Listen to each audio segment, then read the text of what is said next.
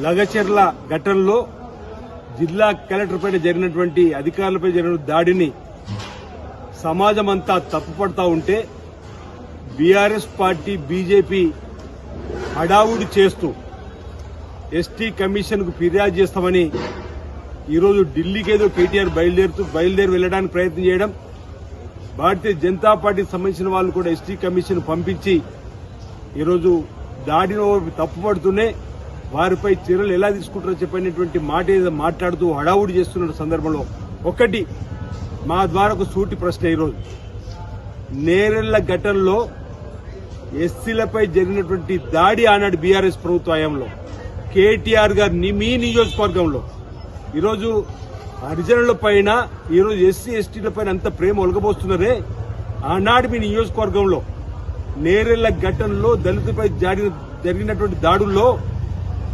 ఈరోజు ఇబ్బంది పడుతున్నటువంటి వారిపైన ఆనాడు భారతీయ జనతా పార్టీ కూడా ఎస్సీ కమిషన్ పేరిట వచ్చింది. ఈరోజు విచారణ జరిపినారు. ఆ నివేదిక ఇప్పటికి ఎందుకు బయట పెట్టారు అంటున్నా.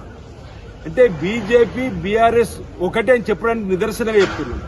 నిజంగానే నీకు చిత్తశుద్ధి ఉంటే ఆనాటి నేరెళ్ల ఘటనపై బాధ్యులపైన చర్యలు తీసుకోమని, లేదు బాధితులకు తగు న్యాయం చేయమని చెప్పి మీరు నివేదిక ద్వారా ఆనాటి ప్రభుత్వానికి ఎందుకు ఆదేశాలు ఇవ్వలేరని చెప్పినది ఈ సందర్భంగా మాట్లాడుతా ఉన్నాం.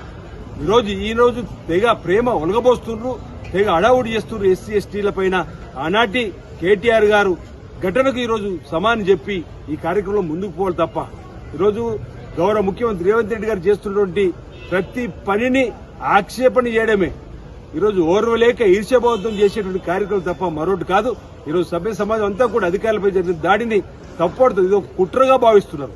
ఈరోజు వారి సమావేశంలో కలెక్టర్ గారు మరో ప్రాంతంలో సమావేశం ఏర్పాటు చేస్తున్న సందర్భంలో ఆ గ్రామానికి సంబంధించిన బీఆర్ఎస్ నాయకులే వచ్చి మా గ్రామాన్ని రమ్మని చెప్పి తోలుకుపోయి జరిగిన దాడిగా ఈరోజు మనం చూస్తున్నాం. ఈరోజు అందులో వీడియోలో చూస్తుంటే 19 మందికి అసలు భూములు లేవని చెప్పి తేలిన తర్వాత దోషులను కఠినంగా శిక్షించేటువంటి కార్యక్రమంలో ఈ విధంగా ఈరోజు చేయడం అనేది సమంజసం కాదన్నమాట సందర్భం చెప్తూ ఈ అడావుడు వెనుక రాజకీయ మొదలమే ఉంది తప్ప 10 మాసాలైంది ప్రభుత్వం పడిపోయి మీది అప్పుడే పదవిలోకి రావాలని, అప్పుడే అధికారం రావాలని చెప్పని ఇలాంటి కార్యక్రమం చేయడం తప్ప మరొకటి కాదని మాట సందర్భం చెప్తూ